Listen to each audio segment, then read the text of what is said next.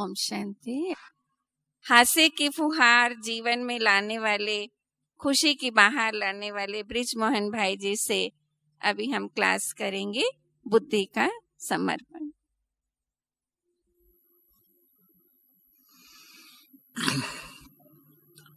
ओम शांति। दादी जानकी जी की तरह सारे मिल करके बोलो ओम शांति। वो बिल्कुल पीछे वाले भी ओम शांति। ठीक है।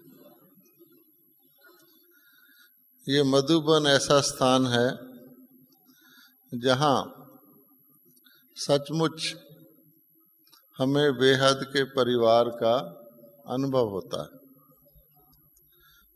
हमारा बाबा भी बेहद का है, हमारा वर्षा भी बेहद का है, हमारा पाठ भी सारे कल्प में फुल है। और यहाँ आकर अगर हमें कहा जाए किसी को कि जितने भाई बहन यहाँ जिन जिन स्थानों से आके बैठे हैं उन सब के मिल के आओ, उनके स्थानों पर जाओ, तो शायद 1 वर्ष भी लग जाएगा। यहाँ हम सब आपस में मिलते हैं और ये जैसे रूहानी एक प्रकार का बगीचा है, नाम ही इसका है मधुबन। तो यहाँ की सचमुच ही सुबह जानकी दादी बता रही थी कि सेंट्रल में आप 6 महीने अपनी गगरी भरकर जाओ या झोली भरकर जाओ तो 6 महीने में वो थोड़ी थोड़ी खाली ही होगी। और यहाँ पर 5-6 दिन में वो फुल हो जाती। तो यहाँ की अपनी ही रौनक है। और यहाँ के वातावरण में हम बाबा के बच्चे, तो जो बाबा ने हम सब बच्चों को ज्ञान दिया हुआ है उसी का लेन देन करते हैं। कहा जाता है इस ज्ञान का फर्स्ट क्वेश्चन, पहला प्रश्न जो हम सब के आगे आता है ज्ञान के दरवाजे पर आने के बाद, वो है मैं कौन हूँ। ठीक है ना, मैं कौन हूँ। और बाबा ने एडवांस में बताया हुआ है कि लास्ट क्वेश्चन भी जो हमारा होगा इस पेपर का, और जगह तो पेपर को सीक्रेट रखते हैं, यहाँ बाबा ने बताया हुआ है कि लास्ट पेपर भी यही होगा कि मैं कौन हूँ। परंतु उस मैं कौन हूँ और इस मैं कौन हूँ के बीच में सारी ही बात डिफरेंट हो जाती है। वो मैं कौन हूँ क्या था? सिंपल परिचय कि मैं आत्मा हूँ, मेरी 3 सूक्ष्म शक्तियाँ हैं, मन बुद्धि और संस्कार। और लास्ट का मैं कौन हूँ कि मैं संपूर्ण शुद्ध संपन्न आत्मा हूँ और मेरी ये तीनों शक्तियाँ एकदम सतो प्रधान हैं। तो जो बीच का डिफरेंस है वही हम पूरा कर रहे हैं। अब ये जो 3 शक्तियाँ हैं, हमारे ज्ञान का सिंपल सब्जेक्ट ये है, 3 शक्तियां हैं, मन बुद्धि और संस्कार। दुनिया वाले लोग मन को बहुत दोष देते हैं कि मन ही हवाई घोड़ा है, मन पारा है, मन काबू में नहीं आता है, आदि आदि। और बुद्धि को वो बहुत महत्व देते हैं कि जिस व्यक्ति की बुद्धि तेज होती है वो समझते हैं भाई ये व्यक्ति है, बुद्धिवान है। और बुद्धिवान भी समझता है कि बाकियों के से मैं बुद्धिवान हूँ। संस्कारों का तो उनको पता ही नहीं होता बेचारों को। आज हम इस बात पर विचार करते हैं कि ये जो बुद्धि है ये हमें ऊपर भी चढ़ा सकती है और यही बुद्धि हमें नीचे भी ला सकती है। बुद्धि तो हर एक के पास है। और ये कहावत है कि अपनी अकल और दूसरे की दौलत ज़्यादा दिखाई पड़ती है। अगर हम अपने दिल पर हाथ रख के देखें, हर एक अंदर से ये समझता है कि मैं ही बुद्धिमान हूँ। शायद क्यों, कारण क्या है कि जितनी भी दुनिया में घटनाएं होती हैं, परिस्थितियां आती हैं, ईश्वरीय ज्ञान भी मिलता है, उसको हम अपनी बुद्धि से परखते हैं। ठीक है ना भाई, ज्ञान ठीक है या नहीं, बाबा आए हुए हैं या नहीं, निश्चय है, जो भी चीज़ सामने आती है उसको हम बुद्धि से, अपनी बुद्धि से राइट या रॉन्ग गिनते हैं। और जब हमारी बुद्धि कहती है राइट है, हम उसको स्वीकार कर लेते हैं। अगर आधा शक पड़ता है तो फूंक फूंक पर कदम रखते हैं।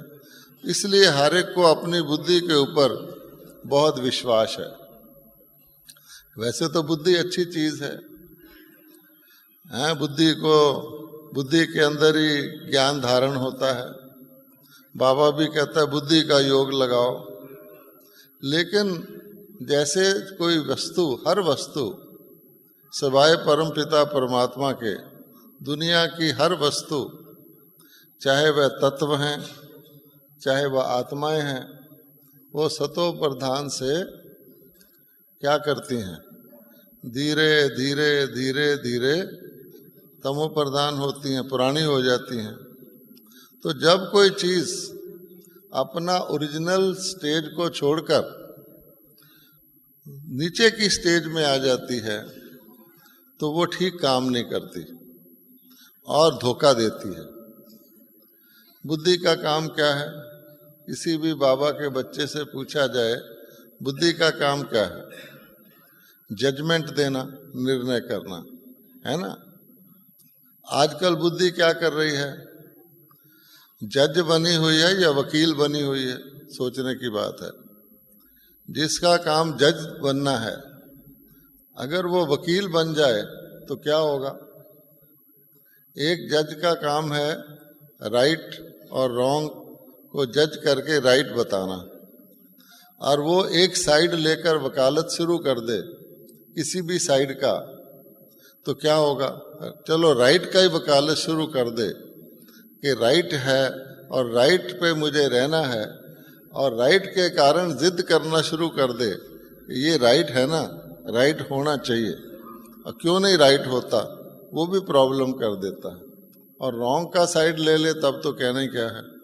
इस वास्ते आप गौर से सोचिए कि द्वापर से लेकर आज इस अंतिम जन्म तक जो हमारी गिरती कला हुई, उसका मुख्य कारण क्या है? हर वक्त, चाहे हम अपने द्वापर के जन्म में थे, चाहे कलयुग के फर्स्ट जन्म में थे, हर समय हम अपनी बुद्धि पर ही विश्वास करते रहे कि अभी जो मैं कर रहा हूँ ठीक कर रहा हूँ। ठीक है ना। आज भी सुबह से शाम तक हमने जो कुछ किया वो किस आधार से किया? कोई भी बात हुई अपनी बुद्धि के आधार से किया। मान लो मुरली में आया कि अमृत वेला बड़ा स्ट्रांग होना चाहिए, पावरफुल होना चाहिए, उसमें किसी को आलस नहीं आना चाहिए, ये तो ठीक बात है। लेकिन जब प्रैक्टिकली अमृत वेला होता है तो हमारी बुद्धि हर एक की अपने अपने अनुसार क्या करती है? आज तो भी ये ठीक नहीं है, बैठा तो जाएगा नहीं। बाबा कहते ना योग लगाना आत्मा ने लेट कर ही लगा लो। ये कौन कह रहा? बुद्धि कह रही है। कल रात को आप देर से सोए थे, थके हुए हो, क्या फायदा जाकर और भी वाइब्रेशन बिगाड़ोगे औरों का, यही योग लगा लो।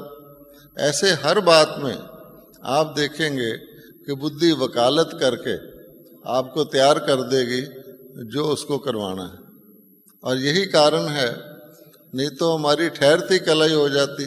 चलो द्वापर में थे वैसे ही रहते, लेकिन day by day by day by day, जन्म बाय जन्म बाय जन्म, जैसे कोई चीज़ पुर्जा पुराना हो जाता है तो वो पुर्जा ठीक तरह काम नहीं करता। इसी प्रकार से हमें उस पर बड़ा विश्वास है।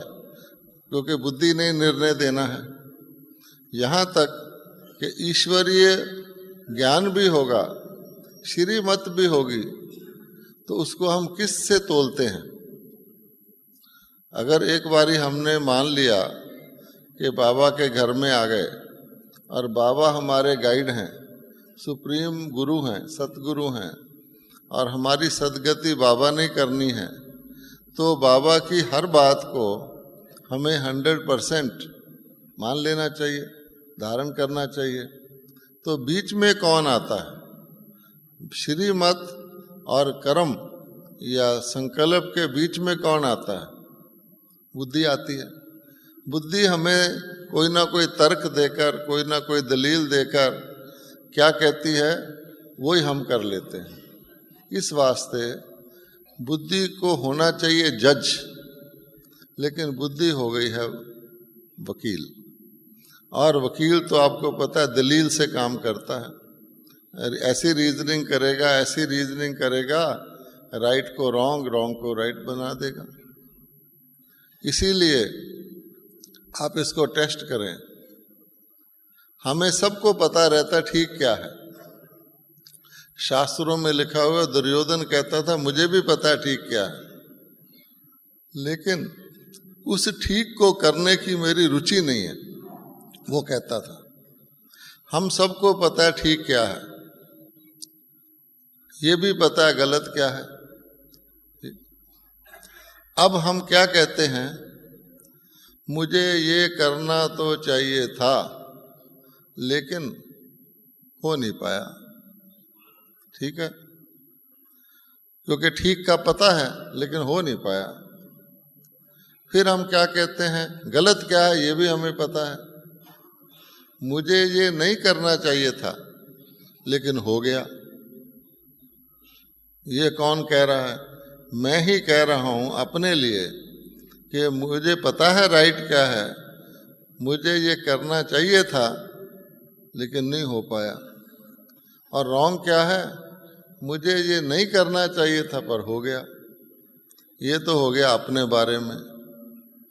और हमारी बुद्धि दूसरों के लिए बहुत स्ट्रांग जज है, क्योंकि ज्ञान मिला हुआ है, रोशनी मिली हुई है, राइट और रॉन्ग का पता है। तो दूसरों के लिए हम क्या कहते हैं, इसको ये करना चाहिए था ना, इसने क्यों नहीं किया? राइट बात है, इसने क्यों नहीं की? कोई स्टूडेंट क्लास में लेट आएगा या अमृत वेले नहीं आएगा, फौरन ध्यान जाएगा, देखो ये महारथी है, ये योग में नहीं आया। दूसरे के लिए जजमेंट बहुत क्लियर एकदम। जैसे बाबा कहता है बच्चों की, जो दूर की नज़र तेज है, नज़दीक की नज़र कमज़ोर है। अच्छा, फिर इसको ये नहीं करना चाहिए था, ये क्यों कर रहे हैं? तो दूसरे के हम हो गए जज, अपने हो गए वकील। और हमारे ज्ञान का स्लोगन क्या है? पर चिंतन किस चीज की जड़ है? पतन की जड़ है। तो सो चिंतन उन्नति की सीढ़ी है। तो जब हमने जिसमें जज होना है उसमें हम दलील दें, वकील बने, बहानेबाजी करें। बाबा कहते हैं बच्चों को, ब्राह्मणों को सबसे ज़्यादा बाजी एक आती है, वो बहानेबाजी है ना, वो बुद्धि करवाती है। और दूसरों के हम जज बन जाएं तो अपने पास फुर्सत ही कहाँ रहेगी कि हम अपने बारे में सोचें। हम तो ये चाहेंगे ये भी ठीक हो जाए, ये भी ठीक हो जाए, यज्ञ का सिस्टम ठीक हो जाए, ये टीचर चेंज हो जाए, ये फलाना ठीक हो जाए, ये जिज्ञासु ठीक हो जाए, सारी दुनिया ठीक हो जाए तो स्वर्ग बन जाएगा। अच्छा, मैं ठीक हो जाऊं तो बनेगा, उस तरफ हमारा ध्यान ही नहीं। जैसे कई लोग गिनती करते हैं ना, तो अपने को छोड़ देते, फिर कहते एक व्यक्ति कम हो गया है, ढूंढो कहाँ गया वो। अच्छा, इसलिए हमें इस बुद्धि को जरा अच्छी तरह टेस्ट करना चाहिए। देवताओं को क्या कहा जाता है आपको पता? देवताओं को बुद्धि के आधार पर सर्वगुण संपन्न, 16 कला संपूर्ण निर्विकारी मर्यादा पुरुषोत्तम कहा जाता है क्या? इसकी बुद्धि तेज है। उनको बल्कि कहा जाता है पवित्र बुद्धू। और उसका सबूत ये है, आजकल भी कोई व्यक्ति भोला भाला हो, कहीं झगड़ा हो रहा हो, कहीं दंगा हो रहा हो, आपस में कलेश हो रहा हो, तो कहते हैं भोले भाले को कहते हैं ये देवता है, इसको छोड़ दो, ये तो बेचारा देवता है, इसको क्या कहना है। तो भोले भाले को आज भी देवता कहते हैं। तो भोला भाला जो होता है ना, वास्तव में ऐसा नहीं कि भोले भाले के पास बुद्धि नहीं होती, उसकी बुद्धि सालम होती है और वो बुद्धि को कभी यूज नहीं करना पड़ता उसे, अपने आप। कलयुग में क्या है, हर चीज हमको यूज करनी पड़ती है। हेल्थ बनाना है तो हेल्थ के लिए 100 तरीके बताएंगे, सैर करो, एक्सरसाइज करो, डाइट करो, ये करो। हेल्थ बनाने वाले को उधर ध्यान जाएगा। पैसा कमाना है तो 100 तरीके बताएंगे, लेकिन ऑटोमेटिक जिस मात्रा में जो चीज़ चाहिए, जैसे शिल्लू बहन बैलेंस के बारे में बता रही थी कि अपनी अपनी चीज़ अपनी मात्रा में आप ही हो, तो उसमें क्या होता है कि हम एक्सट्रीमिस्ट नहीं बनते। एक्सट्रीमिस्ट होते हैं ना, तो एक्सट्रीमिस्ट हम कैसे बनते हैं, पहले सैर करेंगे, एक्सरसाइज करेंगे, सेहत ठीक रहे। एक बहन है, हम अभी का वाकया है, उसने एक साइकिल लगवाई है जिसके ऊपर चलते हैं ना पैदल, उससे कैलोरीज घटती हैं। बेचारी पसीना पसीना होकर आई, कहती है मैंने 100 कैलोरी घटा ली। मैंने कहा बड़ा अच्छा किया। फिर कहती है एक समोसा खाओ तो 100 कैलोरी बन जाती है, फायदा क्या हुआ। अच्छा, आपने समझा। तो एक्चुअली हम सब ऐसे ही करते हैं कि एक तरफ ध्यान देंगे, फिर उसका जो लाभ होगा उसको गुंवा देंगे, क्योंकि ऑटोमेटिक नहीं है। खास ध्यान दे के टाइम लगाकर, एनर्जी लगाकर हर काम करना पड़ता है। तो देवताओं को बुद्धि चलानी नहीं पड़ती, क्योंकि उनको बुद्धि सालिम है। और जिस व्यक्ति को खर्चा ना करना पड़े वही अमीर होता है। अमीर कौन होता है, जो पर्स खोले कि और पैसा उसमें डालना है। अगर ये खोल ले के निकालना है तो अमीर कैसे होगा। तो देवताएं बुद्धि का प्रयोग स्पेशली नहीं करते, ऑटोमेटिक उनकी बुद्धि उनको गाइड करती रहती है। जैसे सूर्य है, तो सूर्य जब रोशनी है तो ऑटोमेटिकली सबको ठीक दिखता रहता है, लेकिन अंधेरा हो तो हर एक को टॉर्च हाथ में पकड़ना पड़ता है, जलाओ, कहीं रस्सी है या सांप है, तो वो आर्टिफिशियल है।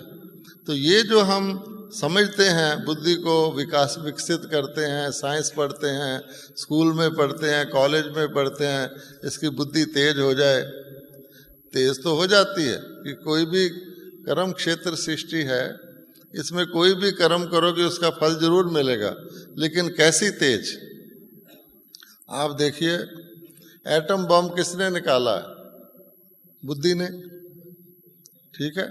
बड़े बड़े बारूद, बड़े बड़े टैंक, बड़े बड़े तोप, बड़ी बड़ी सुरंगें किसने निकाली हैं, बुद्धि ने। तो तेज बुद्धि तो की, चाकू तो तेज किया, लेकिन किसके किस काम के आया।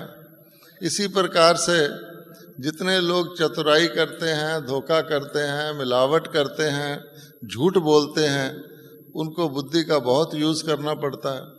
आप एक कहा जाता है एक झूठ बोलो तो उसके बदले में 99 और साधन करने पड़ते हैं ताकि मेरा झूठ पकड़ा ना जाए। और सच बोलो, आपको भूलना, सच तो कैश ट्रांजैक्शन की तरह किया और छुट्टी। झूठ वाले को खाता लिखना पड़ता है, इसको ये कहा था, अगली बारी ये ना कह दूं, तो चक्कर पड़ गया ना। तो बुद्धि का प्रयोग हम तब करते हैं जब हम समझते हैं कि ठीक मार्ग से हम हिल गए हैं।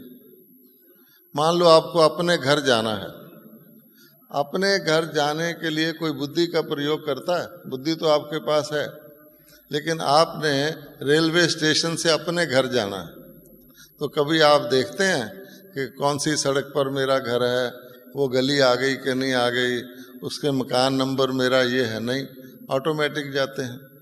और अगर आपको किसी दूसरे के घर जाना हो फर्स्ट टाइम, तो क्या करते हैं आप? बुद्धि का प्रयोग करते हैं। स्टेशन से निकलते ही पूछेंगे ये मोहल्ला कहाँ है, फिर दूसरे से पूछेंगे दोबारा कि गलत ना चला जाऊं, ये कहाँ है। कहते हैं एक व्यक्ति को बस में चढ़ना था, अहमदाबाद जाना था, तो गया बस स्टैंड पर, बसें खड़ी थी, ड्राइवर कंडक्टर चाय पी रहे थे, तो जाके पूछा अहमदाबाद को कौन सी बस जाएगी। उन्होंने कहा ये बस सामने है, उसमें बैठ जाओ। बैठ गया। ड्राइवर कंडक्टर से पूछने के बाद ठीक बैठ गया। थोड़ी देर में बुद्धि क्या करेगी, डाउट पैदा करेगी, पता नहीं यही बस जानी है। फिर कोई दूसरा पैसेंजर बैठा होगा, उससे पूछेगा क्यों भाई तुम भी अहमदाबाद जा रहे हो ना? अच्छा, वो कहेगा हाँ जी, तसल्ली हो गई। एक आध मिनट बुद्धि ठीक रहेगी, फिर सोचेगा पता नहीं ठीक है कि नहीं। फिर दूसरे पैसेंजर से पूछेगा ये बस अहमदाबाद कितने बजे पहुंचेगी, ताकि और पक्का हो जाए। तो जैसे बुद्धि को पकड़ पकड़ कर चलाते हैं ना डाउट वाले व्यक्ति, इसीलिए लिखा हुआ है कि संशय आत्मक बुद्धि विनशंति, निश्चय आत्मक बुद्धि विजयंती। तो आप देखिए कि बुद्धि का यूज आप तभी करेंगे जब आप कंफ्यूज होंगे, आपके फ्यूज होने का खतरा होगा। आप चौरस्ते में खड़े हैं, आपको पता नहीं बाएं जाना है या दाएं जाना है, पानीपत की सड़क की जगह में ग्वालियर की सड़क ना पकड़ लूं तो आप खड़े हो जाएंगे। दो बारी पूछेंगे, कोई आएगा भाई इधर को जाना है, फिर कहेंगे पता नहीं झूठी ना बोल गया हो, तीसरे से भी पूछ लो। तो बुद्धि का प्रयोग मैंने क्या कि हम कोई ना कोई गड़बड़ है जिसको जज करने के लिए हम बुद्धि यूज कर रहे हैं, और देवताओं को इस तरह की बुद्धि यूज ही नहीं करनी पड़ती। एक तो सत्य युग है, सच्चे हैं, सीधा रास्ता है, और कुछ बल फ्रेब नहीं है, तो बुद्धि काहे को यूज करें। आपने थानेदार देखे होंगे, थानेदार के यहाँ एक पिस्टल लगा रहता है ना, उसकी बेल्ट में एक पिस्टल लगा रहता है। कभी आपने देखा थानेदार पिस्टल यूज कर रहा है? कभी अखबार में आ जाए किसी दंगे फसाद में तो और बात है, वो भी अगर कर ले तो उसके ऊपर केस चल जाता है, इंक्वायरी होती है। लेकिन थानेदार का पिस्टल, मैंने क्या, थानेदार है, अगर वो हर जगह पिस्टल निकाल ले, हर जगह कोई बात हो रही पिस्टल निकाल ले, तो थानेदार थोड़ी गिना जाएगा। इसी प्रकार से जिसके पास जो चीज़ है वो ऑटोमेटिकली अपना काम करती है। शक्ति वाले की शक्ति काम करती है, धन वाले का धन काम करता है। जो चीज़ आपके पास एक्सेस में है वो आपको उसको खर्च नहीं करना पड़ता, बढ़ती है। तो इसलिए बुद्धि हमारी, अगर हमने ज्ञान में आकर कहीं गलती से बुद्धि का आधार ले लिया कि मेरी बुद्धि बहुत अच्छी है, तो आप सोचो अहंकार का निवास कहाँ है? अहंकार का निवास कहते हैं सबसे सूक्ष्म और सबसे बड़ा गिराने वाला जो विकार है वो अहंकार है। अहंकार इतना सूक्ष्म है कि मुझे कोई अहंकार नहीं, ये भी एक अहंकार है। कोई कहना जी मुझे कोई अहंकार नहीं, आप सोचिए। अच्छा, तो इतना सूक्ष्म अहंकार है, तो हम वो उसका निवास कहाँ है? उसका निवास बुद्धि में है। सबसे बड़ा अहंकार बुद्धि का अहंकार होता है, मेरे जैसी बुद्धि किसी की नहीं। और इसीलिए रास नहीं मिलती, किसी के साथ मिलकर चल नहीं सकते, अकेलापन ढूंढते हैं कि भाई और किसी के साथ चलेंगे तो एडजस्ट करना पड़ेगा। आज भी वो कह रहे थे मोल्ड जो करता है वो गोल्ड होता है, तो मोल्ड क्यों नहीं होता है ना? जो मुर्दा होता है जिसमें आत्मा निकल जाए वो अकड़ा हुआ होता है ना? तो जिसमें आत्मा होती वो मोल्ड हो सकता है, झुक सकता है, बाएं दाएं हिल सकता है। तो अकड़ मैंने अहंकार, अहंकार मैंने बुद्धि, कि मेरी बुद्धि, मेरे जैसा कोई नहीं, ये बाकी सब लोग जो राय दे रहे हैं ये फालतू है। इसलिए जब रास मिलाते हैं, डांस करते हैं, गुजरात में जैसे करते हैं, बाबा भी कहते हैं संस्कारों की रास मिलाओ, तो उसमें हर एक ये देखता है कि हम बाकियों के साथ मिलकर अपना कदम रखें। अगर उसमें से एक ये सोचने लग जाए मैं सबसे अच्छा डांसर हूँ, मेरा कदम बाकियों से तेज चलना चाहिए, तो क्या होगा? रास मिलेगी नहीं। इसी प्रकार से, और जब तक हम इकट्ठे होकर कोई काम नहीं करते तो वो एक व्यक्ति से तो एक चना तो भाट झोंकता नहीं है, एक व्यक्ति से तो स्वर्ग बनना नहीं है। इस वास्ते इस बुद्धि को खास तौर पे बाबा कहते हैं जिसको जो चीज़ ज़्यादा दी है उसका खास ध्यान रखना पड़ता है। इस ज्ञान में जो चीज़ आपके पास ज़्यादा है ना, वो आपको नुकसान कर सकती है। अगर किसी पर का बुद्धि ज़्यादा है तो बहुत समझदारी से उसको चलाना पड़ता है, बाबा के आगे सरेंडर करके, निमित्त बन के, है ना, बाबा ने बताया हुआ है निमित्त निर्माण है, तो ऐसे बन के करेंगे तो बुद्धि काम फायदा करेगी, वरना यही बुद्धि हमें संगठन से दूर कर देगी। हमारे अंदर अच्छा काम भी हो गया, उसका भी अभिमान पैदा कर देगी कि मेरे जैसा तो कोई नहीं है। अब बाबा तो कहता है कि ये माला बननी है, माला के अंदर धागा है और सब एक दूसरे के साथ पिरो करके चलने हैं, तो फर्क पड़ जाता है ना। इसलिए बुद्धि है बहुत अच्छी चीज़, लेकिन वही बुद्धि सतो प्रधान, वही बुद्धि तमो प्रधान, वही बुद्धि रजो। और जब श्रीमत की बात आती है तो श्रीमत पे आज भी था कि बाबा कहते हैं मेरा ही बच्चे वो जो मेरा ही सुने। कभी कभी हम बाबा के बच्चों को किताब पढ़ते देखते हैं, कोई धार्मिक पुस्तक किसी की लिखी हुई, अच्छी बातें होती हैं, कोई ऐसी कथा सुनते देखते हैं धार्मिक, वो कहते हैं इसमें क्या हर्ज है, ये भी तो अच्छी बात है ना। तो हमको हंसी आती है अंदर से कि अगर आपको श्रीमत बिल्कुल प्योर ज्ञान मिल जाए तो उसके बाद आप छाछ पी रहे हैं, कोई एडल्ट्रेटेड ज्ञान कर रहे हैं, तो आपको उसका इतना परख नहीं है कि बाबा का ज्ञान और बाकी देखने में तो ठीक ही लगते हैं, लेकिन वो हमको कहाँ ले जाएंगे। इसलिए मन मत, जिसको मन है, मन तो मन है, उसके साथ शब्द लगा मत। मत कहते हैं बुद्धि को, कि मन को भी अपनी तरफ मोड़कर चलाने वाली, रॉन्ग भी चला सकती है, राइट भी चला सकती है, लेकिन मन में कोई बहुत अच्छा संकल्प उठा, उसको मोड़ कौन देता है? आपने उड़ान तो भर ली, लेकिन उस उड़ान को डायरेक्शन किस दिशा में ले जाना है वो तो बुद्धि करती है ना। तो असली प्रॉब्लम यही है। हम कहते हैं मन को बाबा में लगाओ, मन मना भाव, सब मन को बाबा में लगाने के लिए बैठते हैं। आधे मिनट के बाद क्या होता है, जो मन का भी पता है, बाबा का भी पता है, बाबा के निवास स्थान का भी पता है, बाबा के गुणों का भी पता है, बाबा से संबंध का भी पता है, सब पता है, ठीक है। अब आधे मिनट बाद क्या होता है कि रॉकेट चला था बृहस्पति की तरफ और घूम गया शनि की तरफ। किसने घुमा दिया? बुद्धि ने। बीच में बुद्धि आई तो बाबा तो कहते हैं कि योग के समय तुम्हें ज्ञान के संकल्प आना भी रॉन्ग है, क्योंकि आप शक्ति धारण नहीं कर सकते, और योग में शक्ति धारण करने के बाद ज्ञान, उस शक्ति को यूज करके ज्ञान की बात करो।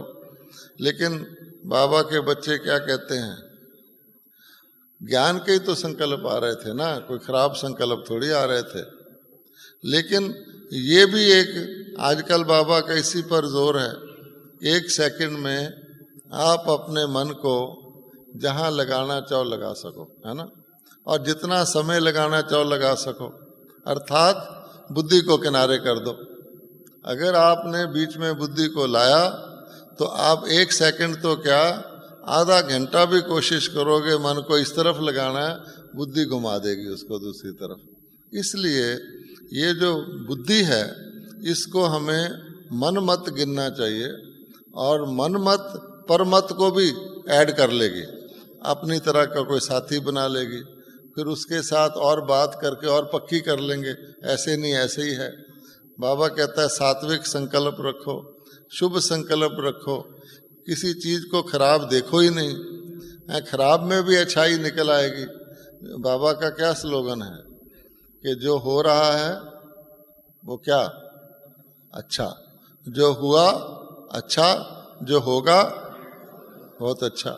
अब ये स्लोगन बाबा का दिया हुआ है तो ज़रूर ठीक होगा, ज्ञान के हिसाब से भी ठीक होगा, जब आपकी चढ़ती कला है, आप सोचो, जब आपकी चढ़ती कला है तो कुछ खराब हो सकता है? हो ही नहीं सकता। जिसकी चढ़ती कला है, जो ऊपर को जा रहा है, वो नीचे तो आएगा ही नहीं। और जो नीचे को जा रहा है, गिरती कला वाला, वो लाख कोशिश करे वो ऊपर को नहीं आएगा। एक मुरली में था कि ब्राह्मणों के माथे पर लिखा हुआ विजय और सब आत्माओं के माथे पर लिखा हुआ विनाश। क्यों? वो हैं गिरती कला वाले। कितना भी कोशिश कर लें, कितना भी 5 ईयर प्लान बना लें, कितने भी उन्नति के तथाकथित साधन कर लें, जाना उन्होंने नीचे ही है। अब ब्राह्मणों का है ही जब चढ़ती कला, और आपकी चढ़ती कला के निमित्त सारी दुनिया की चढ़ती कला होने वाली सूर्य निकलने को कौन रोक सकता है? तो हमारे लिए तो नीचे जाने का सवाल ही नहीं है। तो फिर ये बुद्धि कहाँ से आके हमें श्रीमत के बीच में इंटरफियर करती है? बाबा कहते हैं मैं कोई मुश्किल काम तो देता नहीं, या तो कोई ऐसा काम दे दे जो कोई कर ना सके। हमारा काम बहुत सिंपल से सिंपल है। इतनी सिंपल पढ़ाई तो किसी भी स्कूल कॉलेज में आजकल के बच्चे भी 5वीं क्लास में पढ़ते हैं तो कहते हैं जी हमें बड़ा टेंशन है, ये पढ़ो वो पढ़ो। बाबा की पढ़ाई तो सिंपल है, बूढ़ी माताएं भी पढ़ सकती हैं, और है सिंपल, याद ही करना है और तो कुछ नहीं। अपना काम काज करते रहो, बाबा को याद करते रहो। उसके बीच में ये जो बुद्धि है, ये श्रीमत के बदले में मन मत, ऐड कर लो पर मत, फिर ऐड कर लो शास्त्र मत, सब तरह की मतें जोड़ लेगी और श्रीमत से आपको परे कर देगी। 2 घंटे बाद पूछो मुरली का वरदान क्या था, तो कहेंगे कापी देख के बताता हूँ, हैं? अच्छा। या क्लास में भी नोट करके रखते हैं कि भाई मेरे से पहले पहले पूछ लें, फिर दूसरे ने बता दिया तो मेरी पॉइंट ही खत्म हो जाएगी, फिर मैं क्या बताऊंगा। और बाकी दुनिया भर की बातें पूछनी हो, हैं सारा दिन में क्या हुआ, जो अनपढ़ लोग हैं वो भी बता देंगे मेरी सास की, बहू की, फलाने का ये हुआ, उसको भूलेगा ही नहीं। न इस जन्म की बातें भूलेंगी, न सारे दिन की बातें, लौकिक सब याद रहेगा। इसका कारण क्या है? तो जिसको बाबा ने तो हमें हाईएस्ट पढ़ाई पढ़ा दी। सुबह जब मुरली सुनते हैं तो कितने खुश होते हैं कि लोक की, परलोक की, अपने वर्षे की, अपनी प्राप्ति की, अपने पिता की सारी बातें से ब्रेन फ्रेश हो जाता है। अच्छा, बाहर गए तो क्या हुआ, किसी को चाय लेट मिल गई, किसी को खाना लेट मिल गया, किसी की सब्जी कम हो गई, वो सारा ज्ञान ध्यान खत्म। तो फिर कहना शुरू कर देंगे देखो जी मधुबन में आए थे, सोने की जगह ठीक नहीं मिली, फलानी जगह आए। अरे किसी को कहे कि हीरे यहाँ मिलने वाले हैं और तुम सारी रात जागते रहो, सोना ही नहीं, तो जागते रहेंगे। एक डॉक्टर भी कह दे तुमको कैंसर की बीमारी है, सुबह 4 बजे दवाई दूंगा, तो वेट करते रहेंगे। और यहाँ भगवान के घर में क्यों कि छोटी बात में चले जाएंगे। कारण क्या कि 2 आंखें खोल ली, तीसरी आंख बंद कर ली। बाबा हमारी तीसरी आंख में रोज सुरमा डालता है, ये तीसरी आंख देखो, तीसरी आंख से जो नशे वाला व्यक्ति होता है, दुनिया में भी जो नशा वाला व्यक्ति होता है, आप देखो वो अपने आप को बादशाह समझता है। सड़क पे कभी देखा होगा आपने, मिल जाते हैं कई, आपसे भी टकराने की कोशिश करते हैं, झूमते झामते, उनको सब चीज़ स्वर्ग ही दिखती है। पानी की नाली होगी तो गंगा समझेंगे, वो बेचारे मस्त होते हैं, टेम्परेरी। और हमारा तो नशा ही पक्का है। तो हम लोगों को कुछ होश रहना चाहिए कि भाई भीड़ हो गई, लेट हो गया, ये हो गया, वो मस्त तो मस्त है। तो उसमें है यही, तीसरी आँख खुली है तो सब ठीक है। और इसके अंदर बुद्धि, आखिर हम इंसान हैं ना, हम अच्छे घर के हैं ना, हम ऐसे तो हमारे नौकर भी नहीं रहते जैसे हमसे बोला गया। ऐसी ऐसी बातें जब हम करते हैं उसके पीछे क्या होता है? आप हम में से किसी को भी कहे कि 20,000 10,000 व्यक्तियों को संभालो, तो क्या हम सचमुच परफेक्ट संभाल सकते हैं? किसी को भी कह दे तो नेचुरली कुछ ना कुछ 19-20 तो होगा। हम ना भी करेंगे तो आगे करने वाले कर देंगे, उससे आगे करने वाले कर देंगे, कोई कार्यकर्ता कुछ डील कर देगा, कोई अपना रोब लगा देगा, कोई अपनी रिस्पॉन्सिबिलिटी को अधिकार समझ लेगा, कोई किसी की फेवर कर देगा, उसके लिए फल ले आओ, वो आपको अच्छा कमरा दे देगा, ऐसे भी होते हैं। लेकिन सब कुछ होते हुए भी हमें इन चीज़ों को देखना चाहिए कि ये इतना बड़ा है। बाबा मुरलियों में भी कहते हैं कि मेले में जाओ कितनी धूल होती है, कितना वो होता है, यहाँ तो कम से कम आपको आराम से रहते हैं। जब बाबा पूछते हैं सब ठीक ठाक हैं, सब कहते हैं हाँ जी ठीक हैं। कोई कहता नहीं कि मेरे को आज हवा लग गई, मेरे को खाना नहीं मिला, क्योंकि उस समय तीसरी आँख खुली होती है। तो जब बाहर जाके वो बंद हो जाती है तो 10 गलतियाँ निकल आती हैं। इस वास्ते हमें अपनी बुद्धि को, जब तक हमने बुद्धि को सरेंडर नहीं किया, आप समझ लो हमारा सरेंडर कंप्लीट नहीं है। और सब पैसा भी सरेंडर कर दिया, शरीर भी सरेंडर कर दिया, लौकिक रिश्तेदार भी छोड़ दिए, सब कुछ छोड़ दिया, लेकिन अंदर ये जो रखा होगा तो आपको हर जगह परेशान करेगा। इस वास्ते अपनी परेशानी को दूर करने के लिए अपनी मत की बजाय श्री मत को रिप्लेस करें। श्री मत को मन मत से टेस्ट ना करें, बल्कि मन मत को श्री मत से टेस्ट करें कि इसमें क्या गड़बड़ है। हम तो हल्के रीति से लेते हैं। एक बार मैं माउंट आबू में, उस वक़्त ब्रह्मा बाबा साकार में थे, मैं माउंट आबू में म्यूज़ियम में गया, जो लेक के किनारे म्यूज़ियम है। अच्छा, वहाँ मैंने कुछ अव्यक्त बाबा ही थे, आए हुए थे कमरे में, तो मैंने म्यूज़ियम में किसी से, कोई किसी को समझा रहा था, कोई ऐसी वैसी बात कर रहा था, मैं उसके पास बैठा था बगीचे में। वो भाई कुछ ज्ञान कुछ अज्ञान मिक्स करके बात कर रहे थे, मैं खाली बैठा था। जब मैं मधुबन में वापस आया पांडव भवन में, तो मुझे सीधा कहा गया बाबा आपको बुला रहे हैं। तो मैं गया, अव्यक्त बाबा थे, उन दिनों कमरे में आते थे। तो मुझे बोला आप म्यूज़ियम में गए थे? मैंने कहा हाँ, हालांकि मैं अपने आप गया था, बाबा को बताया नहीं था। तो बाबा बोले आपने वहाँ कोई कुछ बात कर रहे थे, उसकी बात सुनी थी? मैंने कहा हाँ। मैं बल्कि हैरान हुआ, देखो बाबा यहाँ बैठे हैं, मेरे ऊपर वहाँ भी ध्यान रखा हुआ है। फिर बोले तुमको पता है कि वो जो आत्मा थी वो कमज़ोर है, भले आपने कुछ उसमें बोला नहीं, शामिल नहीं हुआ, लेकिन इसमें आपको हाँ में हानि मिलाना चाहिए, चुप नहीं रहना चाहिए, ऐसी चीज़ को रोक देना चाहिए। वो आत्मा कमज़ोर है। और उस आत्मा की बेटी सरेंडर्ड ब्रह्मा कुमारी थी। तो कहने का मतलब ये है कि हम किसी ऐसी बात में हिस्सेदार भी बन जाएं, उसका भी हमारे पर बोझ चढ़ जाता है। हमने बाबा का मन में थैंक्स किया कि हमें गाइड किया कि जिसको हम छोटी बात समझते हैं, ऐसे ही इसके लिए ये बोल दिया। आप ये समझ लीजिए कि हमने बाबा के यज्ञ में किसी भी चीज़ के लिए कोई क्वेश्चन मार्क किया, क्यों, क्या, ऐसा नहीं होना चाहिए, ऐसा क्यों होता है, समझो हमने बाबा में क्वेश्चन मार्क किया। बाबा ने कहा हुआ है ये जितने मेरे ये बच्चे हैं शिव की बारात हैं, आपको पता है। और शिव की बारात में कौन थे? बाबा को शरीरों को तो देखता नहीं है जी, कि इसके ऐनक लगी हुई है, इसकी कमर टेढ़ी है, इसका चेहरा ऐसा है। बाबा तो आत्माओं को देखता है। और आत्माएं भी कौन सी देखता है? सतयुग की आत्माएं। बाबा को तो पता है कि ये मेरे बच्चे हैं जिन्होंने बाबा को पहचान लिया, चाहे वो साधारण है। और बड़े बड़े विद्वानों ने, बड़े बड़े साइंसदानों में वो ढूंढते ही रह गए, ढूंढते ही रह गए। इस वास्ते ये जो विशेषता है, बाबा को पहचान लिया, बाबा के बन के यहाँ आ गए, इसमें बुद्धि का कोई दखल नहीं है।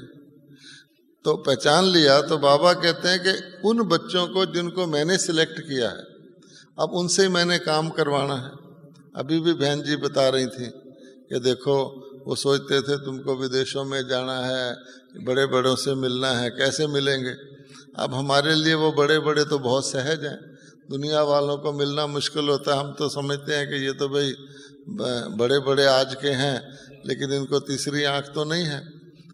अब बाबा कहते हैं कि ऐसे के द्वारा मैं जो काम करवा रहा हूँ उसमें हम डाउट करें, क्वेश्चन करें, ऐसा नहीं ऐसा होना चाहिए, जबकि हमें पक्का ज्ञान है कि ड्रामा फिक्स है, जो कुछ होना है वही होना है, जैसे होना है वैसे ही होना है।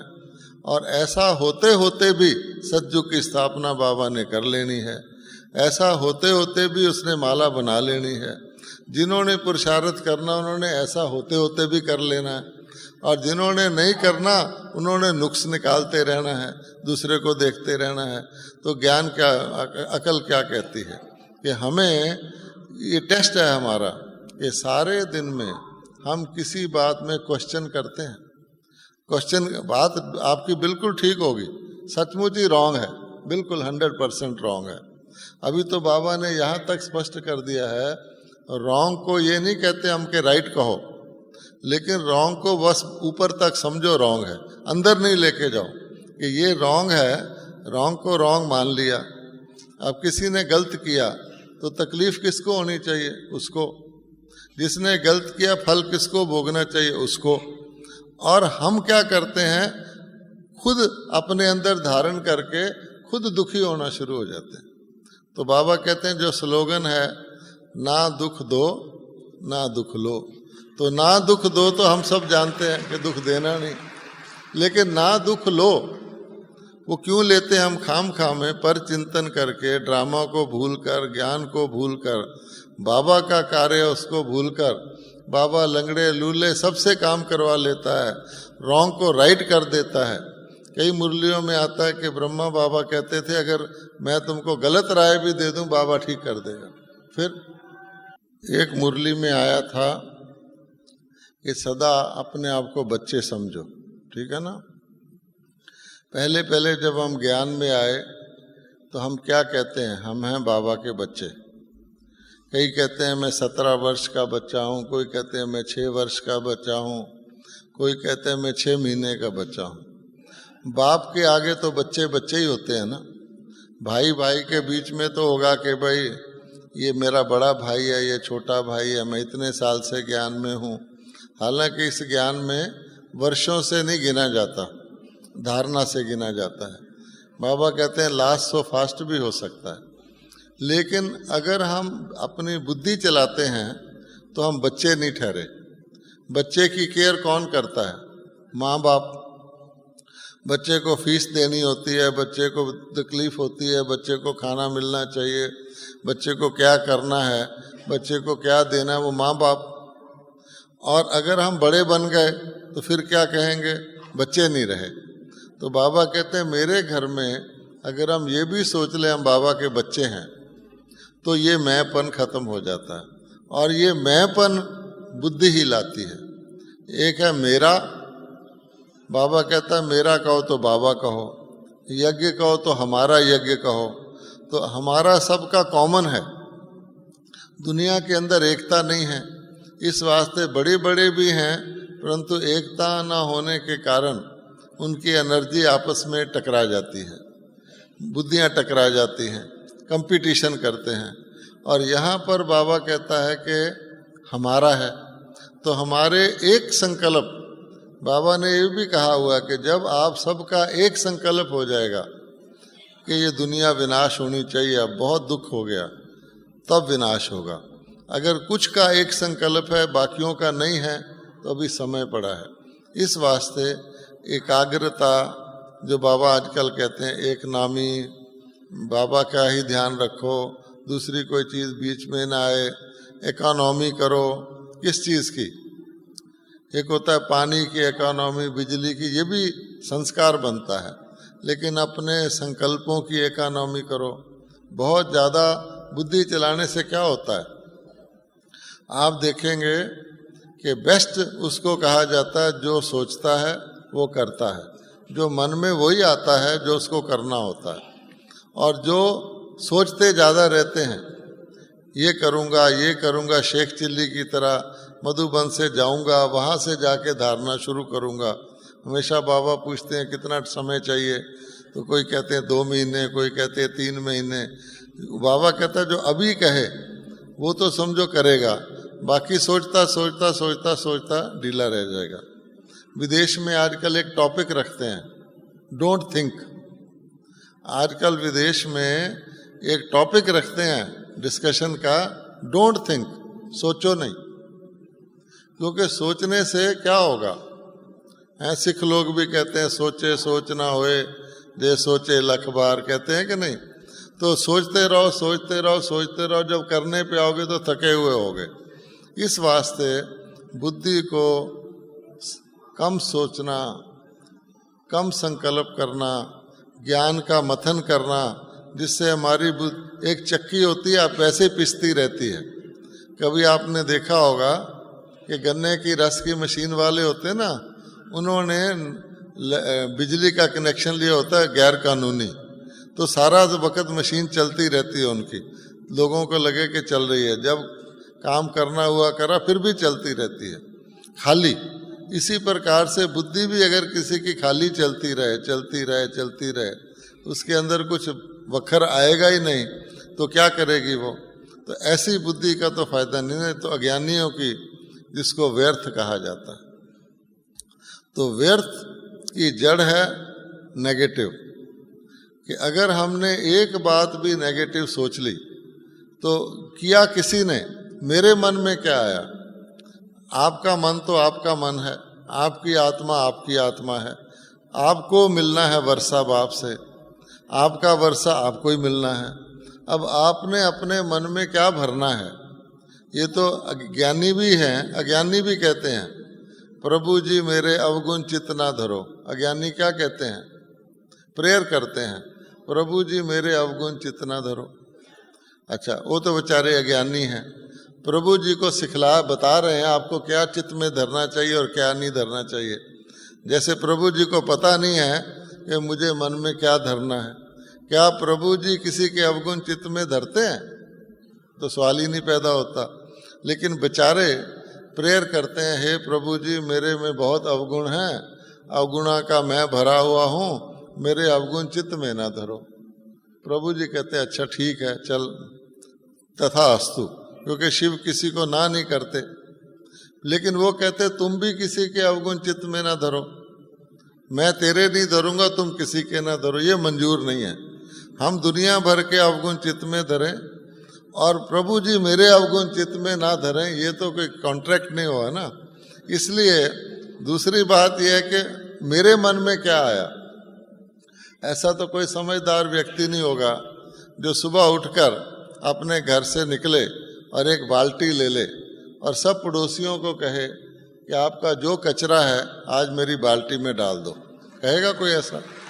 भाई तुमने क्या करना है, मैंने अपने घर में जाके अपना ड्राइंग रूम सजाना है, उसमें तुम्हारे सब का कचरा रखना है।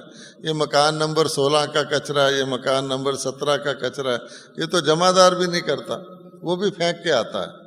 अच्छा, ये तो हुआ स्थूल कचरा। और हम ज्ञानी आत्मा, अच्छा हमारा काम क्या है? अगरबत्ती का काम है खुशबू फैलाना, फूल का काम है खुशबू फैलाना। तो हम खाम खा में अपने फूल के ऊपर कूड़े के ढेर लगाते जाएं। गलती किसी ने की, नुकसान कोई कर रहा है, उल्टा काम कोई कर रहा है, उस सारे का अकाउंट हम अपने बैंक में जमा करें, अपने अंदर भरें, तो हमारा क्या हाल होगा। इस वास्ते इस काम को करने से पहले नेगेटिव आएगा, फिर बुद्धि घुमा के आपको व्यर्थ में ले जाएगी। तो बाबा ने एक मुरली में कहा था, उड़ती कला दो तरह की होती है ना। जो तो सड़क पे चलते हैं उनके तो सामने से भी ट्रैफिक आता है, दाएं से भी आता है, बाएं से भी आता है, रेड लाइट भी आ जाती है, ट्रैफिक में भी फंस जाते हैं। वो तेज स्पीड से चलना भी चाहे तो नहीं चल सकते। जो हाल गृहस्थियों का होता है या प्यादे का होता है या घोड़े सवार का होता है। बाबा कहता आप उड़ती कला में चलो। हवाई जहाज को रास्ते में कोई रेड लाइट नहीं आती, कोई सामने से ट्रैफिक नहीं आता, उड़ता है, फुल स्पीड पे चलता है। लेकिन एक तो है उड़ती कला हवाई जहाज की, और एक माया की भी बाबा ने बताई हुई है कि ऐसा तूफान आता है, कभी देखा होगा आपने, ऐसी आंधी आती है जो बड़ी बड़ी चीज़ों को उड़ा लेती है। कभी कभी टीन उड़ जाते हैं, कभी कभी और चीज़ें उड़ जाती हैं। तो उड़ा के जब वो उड़ रहे होते हैं तो उनको लगता है हम भी उड़ती कला में हैं, है ना, उड़ रहे हैं, पर आंधी से उड़ रहे हैं, बाद में वो जाके कहीं ना कहीं गिरते हैं। इस वास्ते ऐसी उड़ती कला में भी नहीं हमको चलना है। तो कई बार तूफानी बुद्धि जो होती है व्यक्ति को कोई बहुत अच्छी, क्योंकि माया भी भगवान का रूप लेके आती है, बुद्धि को भी ऐसा घुमाते हैं कि ये बुद्धि राइट काम कर रही है, यज्ञ के हित में काम कर रही है, यज्ञ के हित में तो कर रही है, लेकिन कोई नया पुर्जा पुरानी मशीन में लगा दो और वो बाकी पुर्जों को तोड़ डाले हैं, तो उसका क्या फ़ायदा होगा।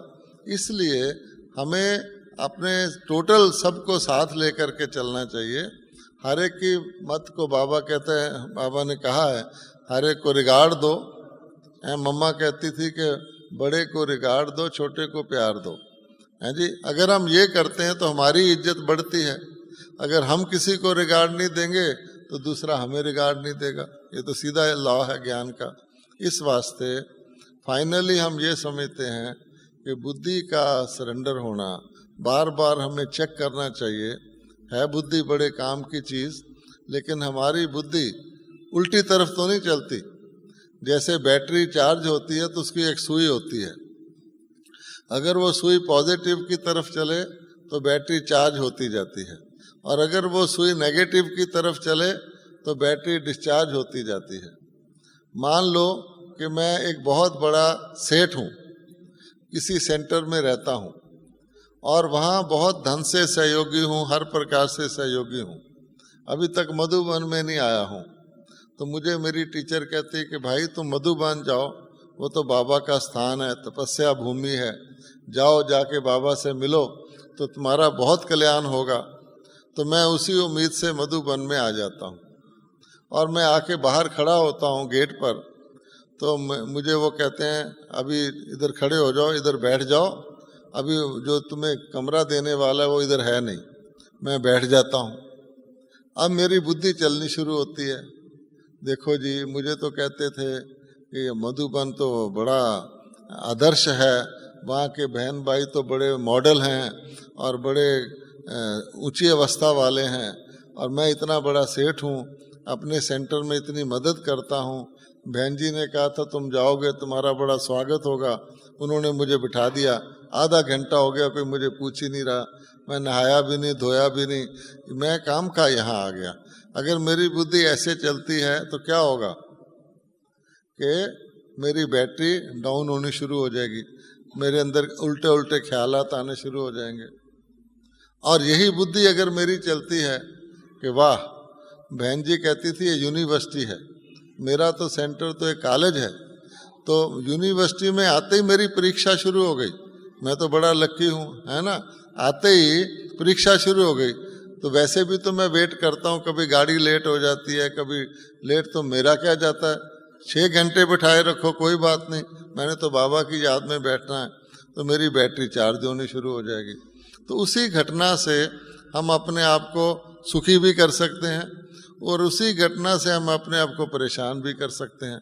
इसलिए हमें अपना फ़ायदा, हर एक का अपना फ़ायदा तो हर एक करता है, अपना फ़ायदा देखते हुए हमें पर चिंतन, व्हाट, वाई, हाउ, ये क्यों, क्या, कैसे हो गया, तो फिर ड्रामा क्या सीखा हमने। ड्रामा तो कहता है जो हो रहा है ठीक हो रहा है, और ऐसे होते होते ही हमारी परीक्षा आएगी। कई बार हम ये कहते हैं आमतौर पे कि सारी दुनिया से हमें शांति है और सारी दुनिया को हम शांति दे सकते हैं, लेकिन ये जो मेरे साथ रहने वाला है ना, चाहे किसी की युगल है, चाहे किसी का पड़ोसी है, चाहे किसी का रूममेट है, चाहे किसी के सेंटर में दूसरा नंबर टीचर है, इसने मेरी ज़िंदगी को बहुत अशांत कर रखा है। ये हट जाए तो बस फिर देखो मेरी प्रोग्रेस क्या होती है। आमतौर पे ऐसा होता है, सारी दुनिया शांत, उससे मेरा सब अच्छे संबंध है, जिससे रोज का वास्ता है उससे तो बड़ी प्रॉब्लम है मुझे। अब बाबा कहता है हर जगह ऐसे ही होगा, आपको कोई ऐसा सेंटर नहीं मिलेगा, कोई ऐसा संगठन नहीं मिलेगा जिसमें इस तरह का ना हो। अब बाबा कहता है कि सोचो, मैंने जानबूझ के ये रखे हुए हैं आपके लिए, फुटबॉल सामने आएगा तभी तो आप किक मारोगे। अगर इस तरह के प्रश्न करने वाले, हमको टेस्ट करने वाले नहीं आएंगे तो हमारी परीक्षा कैसे होगी, और परीक्षा नहीं होगी तो हम अगली क्लास में कैसे जाएंगे। इस वास्ते उसमें भी दोष निकालना, ये क्यों रखा है, ये तो बिल्कुल अज्ञानी है, इसके तो लक्षण ही ज्ञान के नहीं है, बाबा ने जान के रखा है। अज्ञानी तो अपनी एक्टिविटी कर रहा है, आप क्या कर रहे हैं? उस अज्ञानी को आप ज्ञान से चला रहे हैं और अपने आप को संतुष्ट रख रहे हैं। इस वास्ते किसी भी परिस्थिति को ये समझना ये मेरे लिए प्रॉब्लम है, बाबा कहता है प्रॉब्लम को सॉल्व करते करते करते ज्ञान इसीलिए तो मिला है। अब दादियाँ सबके प्रॉब्लम सॉल्व करती हैं, हम अपनी तो करें। पहले जब हम ज्ञान में आते हैं तो हम होते हैं विघ्न स्वरूप, ठीक है, कि हर प्रकार की प्रॉब्लम। फिर बाबा कहता है ज्ञान से बनते हो निर्विघ्न, कि भाई प्रॉब्लम अपनी को सॉल्व करके ज्ञान में चलाने वाले, तन को भी ठीक चलाने वाले, मन को भी ठीक चलाने वाले, परिवार को भी ठीक चलाने वाले, बहुत ज़्यादा नशे में जोश में नहीं, बहुत ज़्यादा होश में नहीं, बैलेंस से चलने वाले। फिर धीरे धीरे हम बनते हैं विघ्न विनाशक, कि दूसरे की भी प्रॉब्लम थोड़ी सॉल्व कर सकते हैं। तो हमें अपनी प्रोग्रेस देखनी चाहिए। अगर मैं खुद ही अपनी प्रॉब्लम रोज़ सॉल्व कराने चला जाऊंगा, वो कर तो देंगे पर मेरे ऊपर बोझ चढ़ेगा, उनका टाइम लिया मैंने। इसलिए सेल्फ डिपेंडेंट, अपने आप को ठीक तरह चलाने वाले और दूसरे को सहयोग देने वाले, उसकी निशानी दादी जी ने बताई कि आपका चेहरा ऐसा हो हर वक्त जिसको लगे इसको कुछ प्राप्ति है। कई लोग आते हैं ब्रह्मा कुमारियों के ग्रुप को देखते हैं, कहते हैं इनको क्या मिला हुआ है, इनके पास या तो बहुत धन है, ये हर वक्त खुश रहते हैं, इनके चेहरे पे खुशी खुशी है। अब उनको ये तो पता नहीं लगता कि क्या कारण है। इसी तरह से हमें अपने चेहरे का भी टेस्ट रखना चाहिए। ख़ास तौर पे मुसीबत में आपको तकलीफ़ है, शारीरिक रोग है, कोई जल्दी है, कोई कुछ है, उसमें आप अपने आप को जितना पावर में रखेंगे कोई बात नहीं, ड्रामा में जल्दी वल्दी सब बराबर हो जाती है। जैसे ऊपर से सूर्य से देखो, चंद्रमा से कोई नीचे जाके देखे, धरती गोल है, ना उसमें हिमालय है ना कोई समुंदर है। ऐसे ही अपनी अवस्था ऊंची रखने से आपको सब ठीक लगेगा। आप मुकाबले में आएंगे दूसरे के तो सामना करना पड़ेगा। अपने आप को ऊपर उठा के चलना चाहिए। और ज्ञान हमें रोज़ मिलता है, इतना अच्छा है कि मुर्दा भी हो ना लेटा हुआ, वो एक मुरली सुन ले तो उठ के चल पड़ता है। अगर ज्ञान के आत्मा के हिसाब से देखो तो हमें तो रोज़ ही मिलता रहता है। वो गुब्बारे होते हैं ना, अभी हमने मेला किया था, उसमें गुब्बारा था, तो सुबह उसको रोज़ पंप करते थे ताकि उसकी हवा फुल हो जाए। अगले दिन फिर पंप करते थे, थोड़ी बहुत हवा कम हो जाती थी। इसी प्रकार से अगर दिन में हमारी कुछ हवा कम भी हो जाए तो बाबा सुबह हमारे पंपिंग कर देता है, सब टाइट कर देता है। और क्या चाहिए। ओम शांति।